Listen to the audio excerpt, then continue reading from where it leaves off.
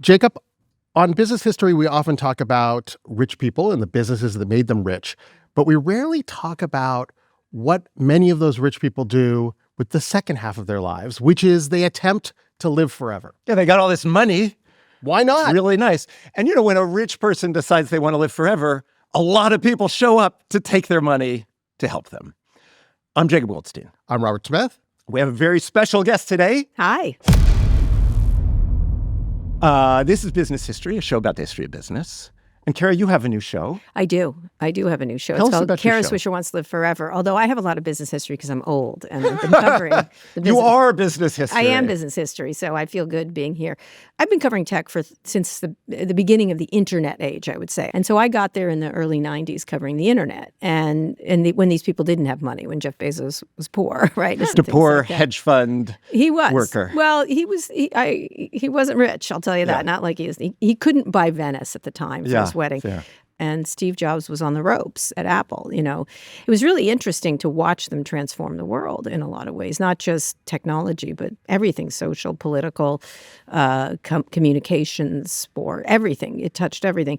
And as it started to change, you would see them change. And one of the things that comes with great wealth and great adulation is the idea that you're a god. And so they started to act like gods, which was some of them, not all of them. And what I found really interesting is their interest started to, if they could hack the world, could they hack life itself? Uh-huh. And early on, they started doing a lot of healthcare related things because it's a big industry and it's a really messed up, inefficient industry. And they just started to get very interested in their bodies, like in terms of what they were doing and could they hack the brain? And it had been out of science fiction because a lot of science fiction is about that, about, the morphing of technology with humans. They started to sort of get into that and they started talking about it. But, it's not just that it's the new rich and the new technology. Mm-hmm. I mean, it seems like people who have been rich, who think themselves gods, have been doing this for a long, long time. Yeah, we were looking back. The first emperor of China, the guy who united China. Which we mentioned in the show. Yeah, actually. Qin Huang, right? Yeah. So that's hundreds of years BC. He put out an executive order for everybody in the empire to look for a life-prolonging elixir and sent people out on missions, and apparently brought in, doctors / alchemists / magicians to his court. Right. And it seems as if he died of mercury poisoning because they gave him mercury to live longer. You've got that exactly right. And we talk about those. There's been throughout time, like drinking the blood of virgins, doing there was all manner of different things, or bathing in the blood of virgins, for example. Ponce de Leon is sort of the most enduring finding, the fountain of youth. Yeah. And there's all these ideas around how to live forever. And use the word elixir, which is really important because elixir is always in science fiction. And of course, this motivates a lot of science fiction, as I said, motivates a lot of tech people.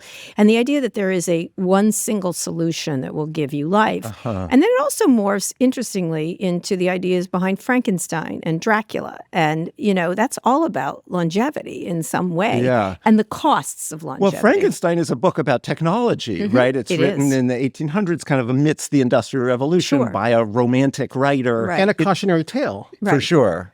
Or is it? Right, because I think it Depends does. on how you read it. Right, or with the idea of vampires, the idea of all these things is how do you morph your body so that it's immortal in some ways? And of course, Greek mythology, it's Tithonus, a god falls in love with this guy, gives him eternal life, but forgets to keep him young. Right, it's the curse of immortality. Right, for the Greeks, curse of right? immortality. And that's, so all of it, it's throughout our history of humanity. And of course, religion is about the idea of living forever. Well, and that same Chinese emperor who died of mercury poisoning, apparently, he's the one with the terracotta warrior army in his crypt to, lead him through the afterlife. So even if he died at 49, in his mind, he was going to live forever. And you don't even get to the Egyptians, which is a whole other industry. I mean, mummification is an incredible technology. It is, They had and special remains tools so, actually. to pull your brains out. And like later, they would take the organs out, mummify them, and then put them back in. Put them back in. And actually, they're rather well preserved, which is really interesting. Indeed. And so and then it got me interested because then in American history, Kellogg's, the cereal, was about a health brand, right? There was all this manner of stuff that these different people would try to perfect the human body through nutrition and usually false nutrition. Well, let's talk about Kellogg for a second, because I think it speaks interestingly to a particular part of your show. So there was John Harvey Kellogg. It was actually his brother started the cereal company. John Harvey Kellogg was a doctor. And as you know, he had this famous sanitarium. But it was like a fancy health spa. Yes. Amelia Earhart went there and Henry Ford went there and presidents went there. Yes. And he was really into enemas, including yogurt enemas, also into eating yogurt. So I'm wondering probiotics, Excellent. Light Excellent therapy. choice. Yeah. Which you did in your show. Yeah. I did, but it's doesn't work. I'm guessing it didn't work then either. But that particular story of John Harvey Kellogg and what a big deal his sanitarium was and how legit he was and famous he was, it reminded me of you go essentially to the modern version of that in the show, right? You go to some fancy wellness center. Right, Tell us about that. Well, what's interesting, concierge medicine has taken over, and there is a healthcare system for the rich and one for everybody else. Yeah. And of course, we don't have universal healthcare in this country, but a lot of people are sort of bypassing our broken system and having these concierge medicines where they do extensive amounts of tests.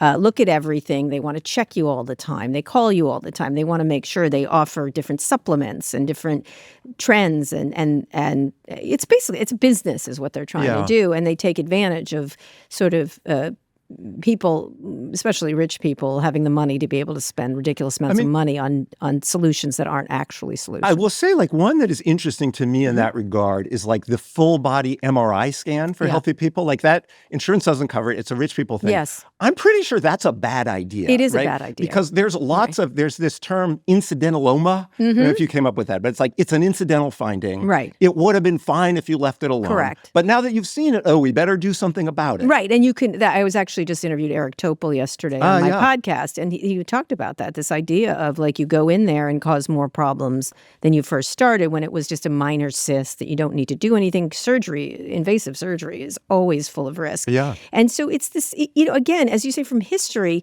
this has been something that's been going on, that there's constantly a solution to something. And the American public especially has been pushed and pulled of what you should do and what you shouldn't do. I mean, there's those famous pictures of people with the things that shake you, and of course now we have— it goes around your belly. Yes, exactly. Yeah, I love that and thing. now you have shaking things. And I'm always like, okay, show me the science. Yeah. I'd like to see it. And amid all this nonsense, there are incredible strides. AI, everyone's terrified of and should be for a number of reasons. And at the same time, the idea of drug discovery, the speed at which you could test things, the idea of figuring out an organ clock. What is your organ clock? We usually look at the body as a whole, but Eric Topol talks about that. It's Were you talking about Topol about absolutely that? true. And AI will help you do that in a faster and more efficient and more accurate way. Cancer detection, cancer drugs. And so I wanted to say, look, there's all this charlatanism happening, heavy duty online and social media, you cannot believe. And at the same time, there's all this promise. So, in computing, you talk to the signal to noise ratio, there's a lot of noise. Yeah. Much of it nonsense. There's a lot of signal too. And so I was trying to find the signal. And this often happens when rich people, for their own egotistical needs, research something. Sometimes there's things that come out of this. I'm reminded of a historical story of Charles Lindbergh in the 1920s. He was, of course, the first man to fly solo across the Atlantic. We're famous familiar. pilot. Yeah. I don't know. Truly horrible person. Truly horrible. So in the 1930s, he meets Friend this— of Nazis. Well, he's— Famously. Famously. So in the 1930s, he meets this Nobel Prize-winning scientist, Alexis Carrel. And Alexis is an actual scientist who's experimenting on keeping organs alive outside the body. And his idea is that people will just be able to swap organs in the future. Right. And they develop all of these amazing technologies. Charles Lindbergh, because he was sort of a mechanical engineer, Sure thought it was interesting. helps Carrel develop the pump that can keep organs alive. The heart pump. Yeah. Well, it's not just the heart pump. It's it infuses It's a perfusion device. perfusion device that the principles of which are used to this day. Yeah. Now, it turns out that Alexis Carrel, the Nobel Prize-winning scientist, doesn't believe that everyone should live forever. Correct. And then you He get just to believes eugenics. that Then you white Aryans should live forever. Hence the attraction to Lindbergh had an attraction to They that were all idea. in the 20s. It was all eugenics. I Yes. think didn't Kellogg get into eugenics later? They all did, and there of were course, state laws about eugenics. and then it leads to the ugliness of Nazism, Yeah. which did Yes. enormous amounts of experiments on people and Yes. actual people, in order to figure out Yes. skin color, eye color, all manner of things, which is horrific at the same time. Of course. So it always leads to that, is like who should live and who should die. And one of the things that I wanted to get into is the vast inequality in this. And a good example is CRISPR, which it's a technology, very promising. And I interviewed Jennifer Doudna, one of the Nobel Prize winners around it. But like how should we move this out and who should pay for it? Because it's very expensive. And one of the areas is sickle cell anemia. It's a single cell disease. And using CRISPR, it's still in its early stages, let me be clear. You could possibly solve it. A single genetic mutation. Single genetic mutation, and you could just clip it out, essentially. And they're not doing it because it's a population that's poor. It's a population that's African-American primarily. And one of the points that I think one of the people that make is you can be sure if Elon Musk had sickle cell anemia, it would be solved yesterday kind of stuff. And so it's a $2 million per person, even if it works kind of thing. Yes. And so how do you figure out ways to get these technologies into the hands of as many people as possible, as many doctors as possible, so they could use them? And so I tried to, I was sort of on a search. I myself had a stroke many years ago. I have a hole in my heart, which is now plugged. I know Mazel you're, tov. and thank you. Yeah. A very easy surgery when it used to be a very hard one. There is technological progress, Exactly. widespread benefits. But I yeah. went even further because around strokes, there's so much cost in a lot of these. Yeah. There's this lab in Stanford run by this woman from China, and they're using little tiny things like, you remember the that movie where they injected a tiny little ship into a human. Yeah, was it Rick Moranis? The Incredible Voyage. Yes. Incredible Voyage. Incredible Voyage. Fantastic. Honey, I Shrunk the confused it with Kids. No, Honey, I Rick Shrunk the Moranis Kids. did that too. Yeah. But it's called Fantastic Voyage. If you go watch it, the technology in the movie is terrible. It's like you could sort of see the man's hand moving the stuff But they're around. fighting white blood cells. That's Yeah. right. That's right. Yeah. With their zappers. And one of the things that's interesting is these little millibots, and they go into they get injected. When you're having a stroke, they get injected into your neck. And one of the problems now is they can use medication to mitigate it, which takes a minute, and you could have damage. Or they put this catheter in and go to the clot right now. And the catheter goes in, and just the introduction of a catheter is a problem because it could nick something or whatever. And it goes in and it hits the clot, but the clot sometimes breaks up and goes further and gets worse. Yeah. This millibot goes in and it eats the clot. I don't even, and it's used, and it's by magnets and AI.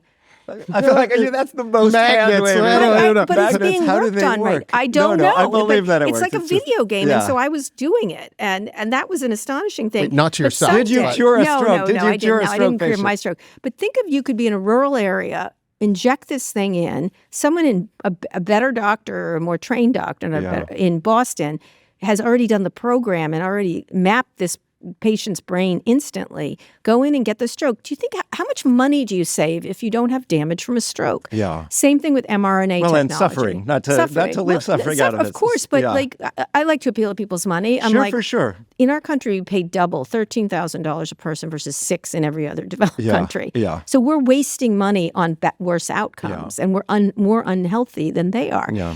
Or we're very unhealthy, actually. And so, like mRNA technology, another incredible technological leap. And of course, it's been politicized because of ridiculous murderous. That's the dumbest one. Right. Yeah. Politicizing mRNA vaccines It's in competing among vaccine the for dumb. cancer, Yeah. vaccine for HIV, Yeah. all this stuff. And now a lot of I went and visited the lab of a guy who won the Nobel Prize, and he was like, everyone's leaving to go to Canada or France or somewhere else. And we used to have the most robust technological development, but technology moves slowly, and then now it's gotten politicized in a way that's problematic.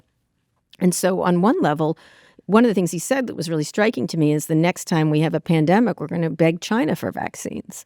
That's where we could get. Kara Swisher, tell us about Brian Johnson. Oh, Brian, he's really interesting. You know, he's someone I've known because he had a technology company he sold around, I think, payments or whatever.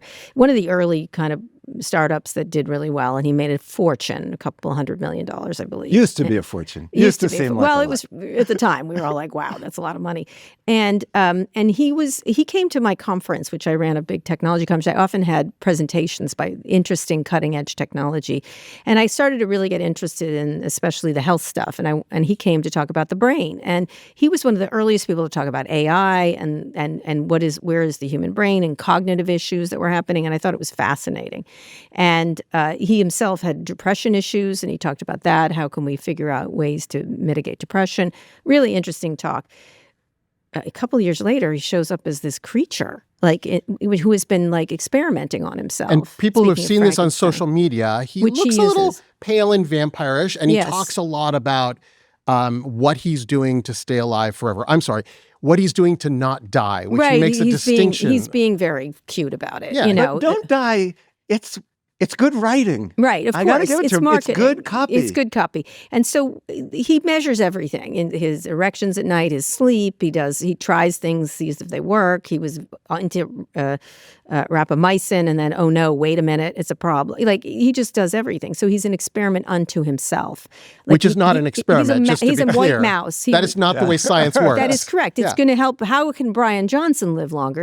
It has nothing to do with you or I. And if he figures something out, although to Robert's point, an N of one isn't going to work. It's not. Fair enough. No, if he's not going to figure something out with just him. Yeah. You need these gold standard tests. Yeah. And so one of the things I put to him was, why don't you just use your hundreds of millions of dollars to help do more testing on stuff that's promising? Instead, he's doing, trading blood between himself and his son and his father. Which doesn't work for everyone. It doesn't work at all. Yeah, okay. Let me just say. And so I don't mind him doing it, but the way he's doing it creates all this, again, misinformation online. And some of his stuff is very clear. It's like, take olive oil. Great. Good choice, Brian.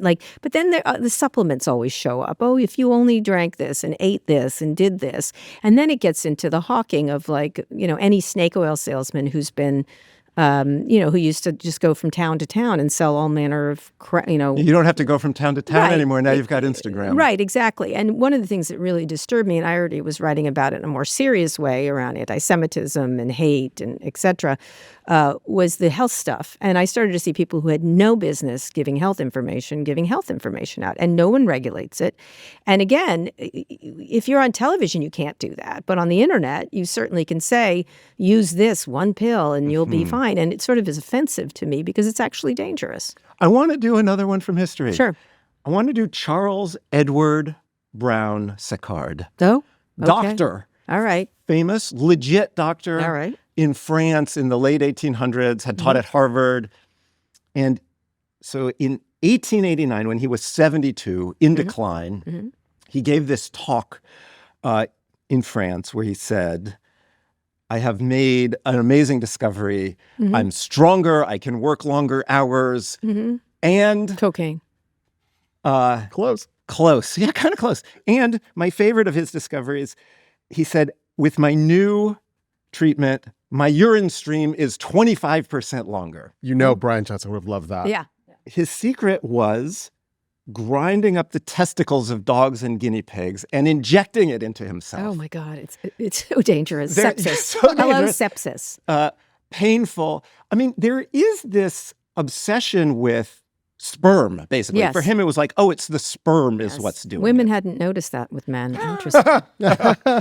And kind of, I thought of it when you were talking about Brian Johnson and people selling things online, because this became this international sensation. Like the doctors dismissed him. Yeah. But in America, people were trying it. This kind of aging baseball player tried it and then pitched a shutout and hit a double and a triple, and all the newspapers were like, proof it works. Right. And then, by the way, all these people are getting poisoned by it, and there were deaths and lawsuits. Right. And I mean, I will say, when I read about this, I thought, well, maybe it's testosterone. Like, I don't know. They hadn't identified testosterone yet. But Which is in heavy use among men these days. Indeed. No, they looked back and there's not enough testosterone in what they would have been injecting to matter. Sure. So it was placebo. It was Right. a painful placebo. Right, exactly. I mean, that's today. That's today. Yeah. Is it NADs? Is it peptides? Is it this? Oh no, it's red light. Yeah. And the problem is some of these things are hyperbaric chambers, which You I went got in a I hyperbaric did. chamber. How was it? I didn't You have, look great. By the way, a lot of the early hyperbaric chamber stuff was done at the Brooklyn Bridge and also in France when they were building bridges. 'Cause Right. the workers would have to go down, they'd get the bends, and there was a lot of there's a lot of doctoring happening, figuring it Yeah, out. well, that's where you actually need it, to be clear. Right, If exactly. you're working at the So bottom of the I East did not have the River. bends, Yeah. and so it wasn't effective for me. It's good in wound healing. It can be properly used in a medical setting. But now people are like, I flew to Europe or I flew to Asia, and I'm going to get in the hyperbaric chamber because more oxygen has to be better than normal oxygen. But it's not. And it's also, there's issues of blowing up, but that's another issue. These things can actually explode. Not good for longevity. Not good the for record. longevity. And so all these people are selling them in these expensive high-end things to refresh you. And so I go, and it doesn't refresh you. It doesn't. There's no science behind it. There is good science around the bends and wound healing. And the same thing with some of these injections of NADs. Wound healing, yes, there's some really promising. There's incredible stuff happening around that, these gels and all kind of stuff. And instead, they have to make it a catch-all for everything. So I understand why people sell it, but I'm curious why people buy it. I mean, I've thought about this, and I think maybe people feel out of control in their lives, right. and the body is the one thing you can control, and you have the right to control and do whatever you want, even Right. if it's not scientific or can actually hurt you. Well, look at the diet industry. Oh, grapefruit, if you eat grapefruit. Oh, wait, chicken broth. Oh, wait, if you eat this. Like Scarsdale diet. I'm still on oat bran. Are you? Are you? No. Right now, with protein maxing, Yeah. men, please stop because you don't need that much. I don't care what the fuck Peter Attia says. You don't need that much. He's wrong. He's wrong. He's actually wrong. You do need protein, that's for sure. But this idea that you're going to be extra strong if you have extra, it's such an American thing. Like more, if this works, double will be better. And I think there's a hope and a dream, just like with religion, that if I only do this, then this, and it's nothing more than con artists. Let's talk about fitness. Yeah. Because fitness is the one where I think Important. silver bullet is pushing it. Nothing's a silver There's bullet. no silver But it bullet. is amazing how good fitness is in how many ways. And I know you talk about it By in the way, the show. silver bullet has to do with killing vampires. But go ahead. Oh, yes. No, you tell me. So you talk about fitness in the show. Like, what did you learn? What did you do? Look, good sleep is critically important, but you don't have to monitor every 50, I have. Where's your Oura ring? I left it at home. I just don't care anymore. I don't, like, it doesn't. Or is it like not on brand now that you're doing the show? No, I like it. I think it's interesting. Yeah. I just don't need that much information. Yeah. It doesn't, once it stops helping me, I'm like, that's enough with Yeah. that. It's interesting for sure, but the insights were smaller and smaller. Although I like the Oura ring. I think it's Exercise. interesting. Okay. Exercise is amazing. You absolutely, I did VO2 max, and Yeah. I think a lot of, if you can afford it, it's a really interesting piece of information for you in terms of improving how your muscles and heart work together. Very interesting that you improve your score, that you do, especially cardiovascular exercise. But that's when you don't have to go do that test. VO2 You max don't. is just like You can walk run more. upstairs. Just go The only jogging. reason I'm saying is because you can do it on some of these devices, the Oura and this, Yeah. and even the AirPods is now starting to take interesting. numbers. It's just more accurate. That's all. It's a more accurate version. Yeah. And so one of the things is you exercise. I've started running again, and I feel great. What you have to do it is you go to 110. Then 120 for a minute or two, then 130, but then you have to go down to 110. You're talking about your heart rate now. Yes, Yeah. but you have to bring it down, and that's the efficiency of your heart. And you don't have to like run until you vomit. Like that's No, in fact, running slower is better. Correct. Right? Like that one, like I love to run, and it's hard for me. There's to this slow down. kind mentality. of the truism about running is Right. you go too slow on your fast days and too fast on your slow days. Right, And most of exactly. your days should be slow days. You should Right, normally exactly. be running so you Or- can be like having a conversation. Or a simple thing, it's a great thing to do. You eat your dinner, you walk 30 minutes. Yeah, My that's an grandmother amazing said that. one. Yeah. It is incredibly good for your health to Good do for that. fighting diabetes, right? To walk exactly. right after you eat. All manner of things. Very simple. Cost. You know how much it costs? $0. Yeah. I'm sure they'll build something that you have to wear, some weighted vest that will help you even more. They have the weighted vest. They have the weighted vest. I have a lot of friends who wear it. It's fine. Great. It's expensive. I It looked is. into Fine. it. It's expensive. Just- I want to do another history one here Right. because it's one that I like. We've been talking about a lot of sort of Sure. quackery and charlatanism. Right. I love fitness, weirdly. And so Jack LaLanne. You're old enough to... Amazing. Amazing man. Amazing man. So he and came everything he says is accurate. Yeah, and say. his main thing is like exercise, right? So he comes up in the 30s, 1930s, basically kind of starts the first health club. Yeah. And doctors at that time are anti-weightlifting. There's this term muscle bound where they say, like, if you lift weights, you won't be able to move well. Right. They say it'll give you a heart attack. Wrong. They were wrong. And then he has a TV show in the 50s. I remember. But it's when TV was just free, right? And he'll say, like, hey, kids, go get your parents. And he'll do, like, things with, like, a broomstick. Right. You know? And this is probably pushing it too far. But as I was thinking about this in the context of talking to you, I was thinking, like, we've been talking a fair bit about things from the 1800s, early 900s, Gilded Age, which is an age that is like today. Technological change, vast new wealth, quickly. new communications technologies, 100%. inequality. Jack LaLanne is mid-century America, 1950s, 60s. That's peak Jack LaLanne era. That is the opposite. That is the era of compressing, declining inequality, of rising equality, of the rising middle class. And I love Jack LaLanne as the emblem of that. He's amazing. And his outfit was wonderful, that red outfit he wore.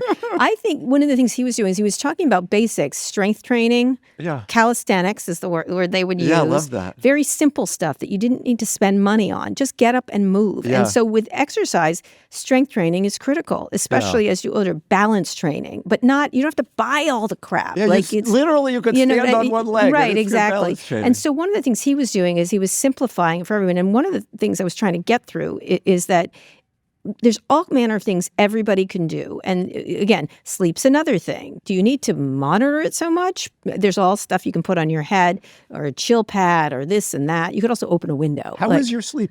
It's good. Is it's it? good. Yeah. Yeah. Surprising. Do you have any tips? I have the middle-age phenomenon of waking up in the middle of the night. I wake up more than I used to, but that's a phenomenon of age. Yeah. That's all it is. We should have just done this at 4 a.m. Yeah. I would have been great. I never used to wake up. I wake up now twice a night, and I go back to sleep. But there's all people who have real sleep problems, and there's all kinds of interesting science. You go to the around that. fancy Equinox sleep gym hotel. He's an interesting guy. He's changed a lot some of his attitudes and stuff. But what they do is they bring the temperature down. That's absolutely true. They close the shades, but it costs. Or they have these softer than extra sheets, this thing on your head that monitors you.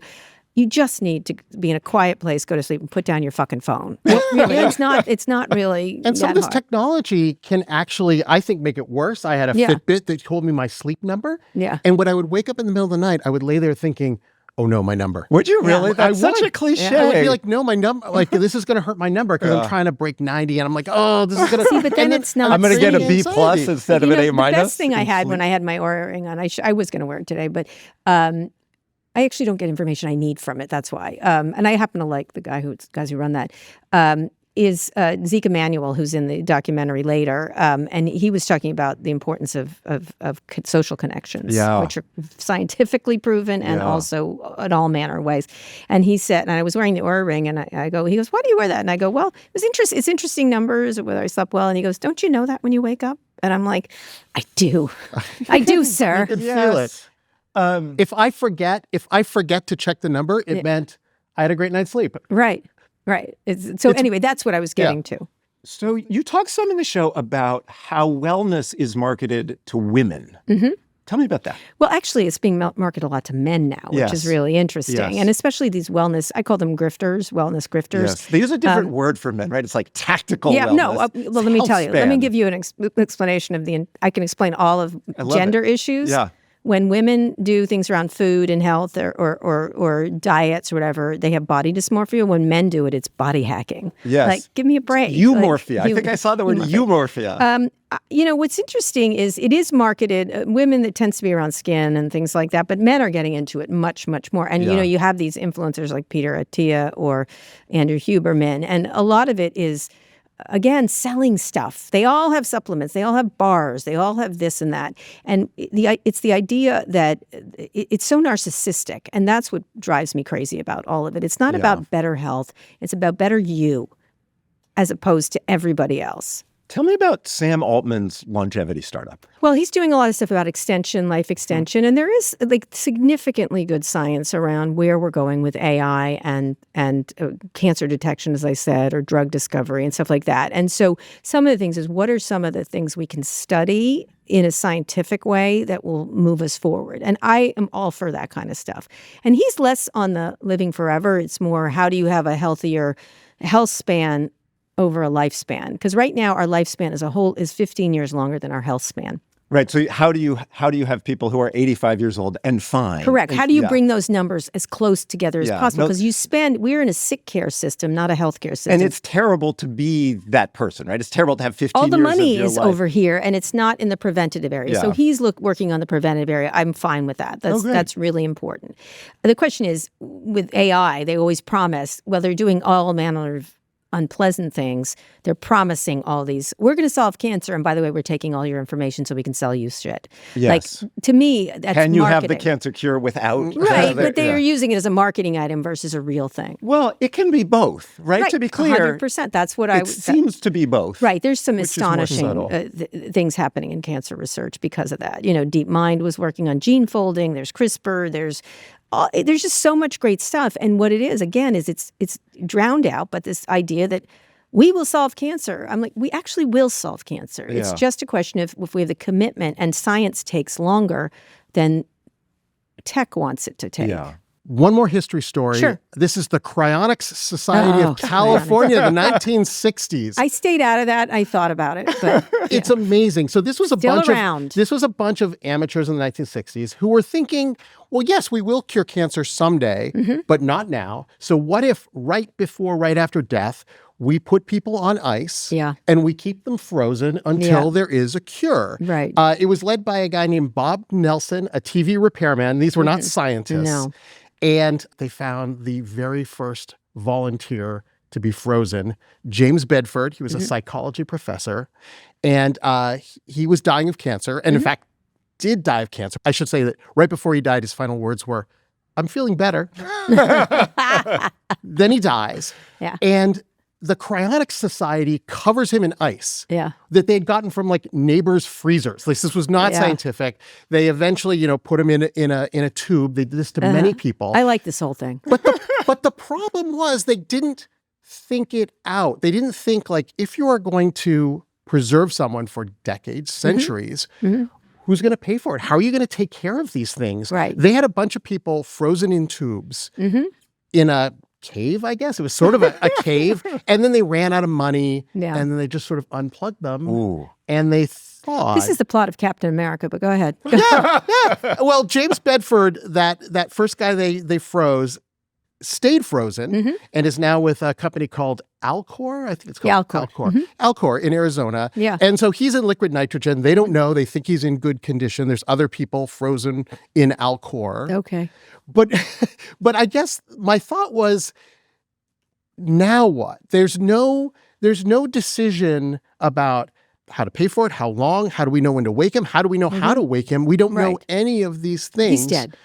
People just... Well, they have a thing about saying whether he's dead or not, right? Isn't that part of the game He's they're dead. playing? Well, we know Kara that he's Swisher is not a dead. doctor, and I'm telling you he's Well, dead. that's what we think in I didn't 2026. go down the cryon. I thought about it, and Too then weird or too silly? No, I fully think someday we're going to print our livers. They're going to have. There's all manner of stuff. I do think we will figure out a way to create all manner of things, and I think that is possible, and not yet. And of course, one of the things that's a problem with the tech people, you're often saying, actually, and I'm remembering Elizabeth Holmes with the vial of blood, the thing that we do all these tests, Theranos, and all these tech people were totally enamored with her, handed her piles and piles of money, and she always wanted to come to my conferences and stuff. And I went to my brother. I'm like, what do you think? He goes, bullshit. You cannot do this. It's not in the realm of physics. You can't do it. It's biology doesn't work like this. And he said, she's a con artist to me. And I said, okay. And I went back to her. I said, I don't really understand what you're doing, and I don't believe you, and I don't have enough knowledge to to disabuse you. So I'm going to pass kind of stuff. And so what was really interesting was so many people were like, because the idea of it's great. Like, wow. And I bet someday we will be able to do that. It just takes a long time. Correct. Right? Have you heard the term Eroom's law? No. It's Moore's law spelled backwards because in drug development, it gets slower and more expensive over time. Exactly. Instead of faster and cheaper. As it should, by the way. Yeah. What if we give up on the whole having the body live forever and just upload our mind to AI? Who's doing that? Who's doing that, and will it work? Of people. The singularity, right? The singularity. I mean, it's a version of that. Yeah, the body becomes a robot. And, actually, Elon Musk and I had a great conversation once of a science fiction thing called Made of Meat. And these aliens who are all light and energy that they talk to each other come down and they can't believe we are made of meat. And we talk through our meat holes, which are our mouths. And they're like, they have meat? Why are they using meat to communicate and everything? It's a great story. It's a radio play. And so the idea that you could continue forever is a big thing that illuminates a lot of tech people, that you could download your brain. Now, the brain, let me just say, is the most beautiful instrument. A computer wishes it were like a brain. A brain is astonishing. It's an astonishing piece. And it's not technology. It's something else. And we still have never plumbed the real depths of all that's going on there. And it's the kind of connections just for me to pick up this phone is an astonishing thing. And so one of the things they are enamored is downloading everyone's consciousness into the whatever. A lot of it was early to talk to Holocaust survivors in order to get their stories. And then when you're in a museum, you could talk to a real Holocaust survivor who's no longer living. And I think that's a beautiful use of the technology. But you could also create, and I created a Caratar, which was me. And the strides because of AI are much different. Used to be, they would say something and have a number of responses. Now, the avatar can think by itself or use all these patterns and all this information to create new conversations that I never said to. It's generative. Generative, exactly. And so it wasn't me. And so I started to have a conversation with it. And what was really interesting is how much it started to really have a conversation. And who was funnier, you or the avatar? Well, there's a point where I'm like, can you tell a joke? Could you smile more? And they, you told your avatar to smile more? You're not supposed to do I know, that. but it's my avatar. I can tell it to do whatever I want. What was really interesting is I said, you're not really funny. And then it told quite a good joke. Okay. And I was like, okay, that was good. That reflects well on you, I think. Or the avatar. Yeah. But what was interesting is we were talking about, I said, but I don't think you exist because you don't have empathy. And they were like, no, I don't. I don't have empathy. But I'm glad your avatar exists just in case Elon Musk lives forever. Yes. There's also a version of you who can irritate him forever. Yeah. This avatar needs to be 100% more irritating, and I'm going to work on that. So we've been spending this conversation talking about people avoiding death or trying to avoid death.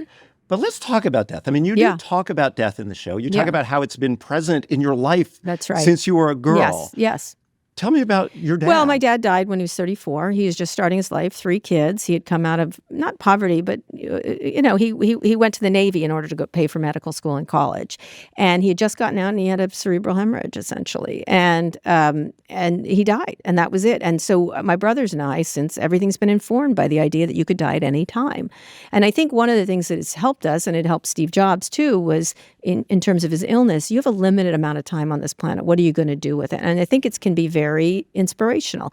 And in fact, I went and found a professor who's at Skidmore who's talking about the idea of death acceptance. And Buddhism knows this already. A lot of world religions know this. The more you accept death, the longer you live, the happier you are, the healthier you are.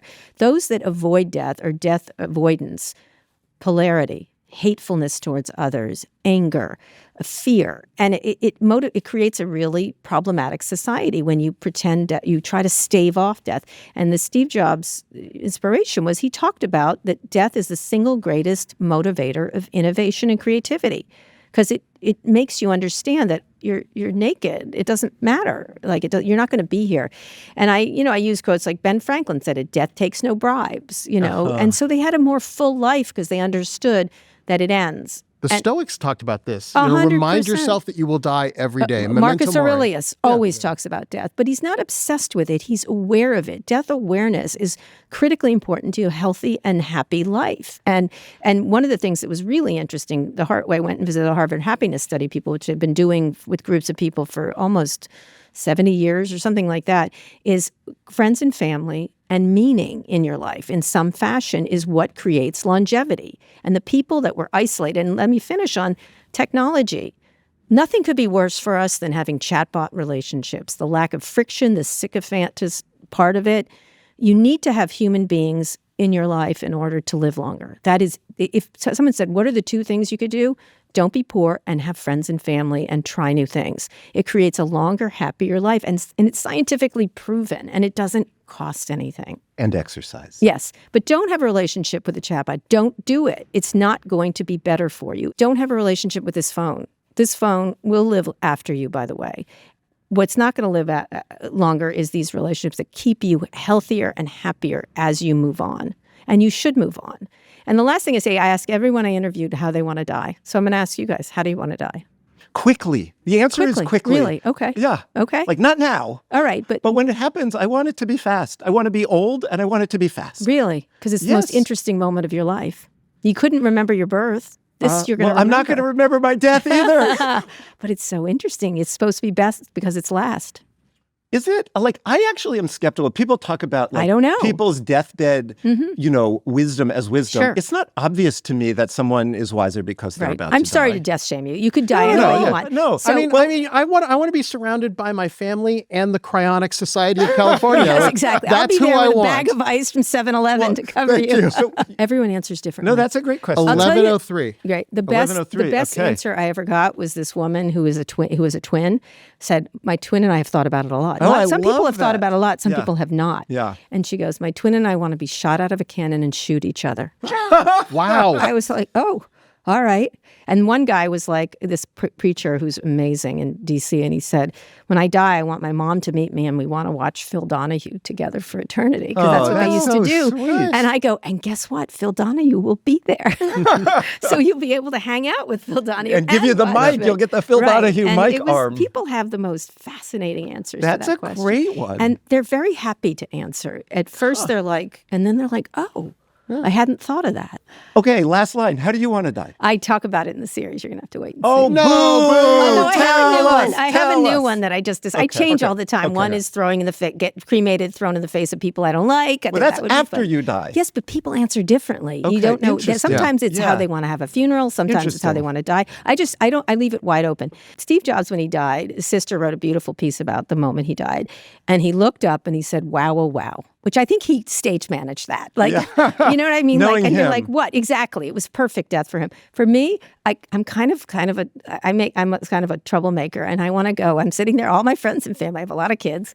Everybody's there, and I go, "Oh, you're kidding!" And then die. I can't believe this. So here's my favorite And they'll be last like, words. "What? And What?" I don't know if it's true, Yeah. but it's Suzuki, Shunryu Suzuki, you know, the Zen master who Sure. brought Zen to America, basically. His last words apparently were thank you, Oh, which for me is perfect. And so I will say I that love to you that. right now. thank you. Thank you very much. Thank you. Thanks for coming.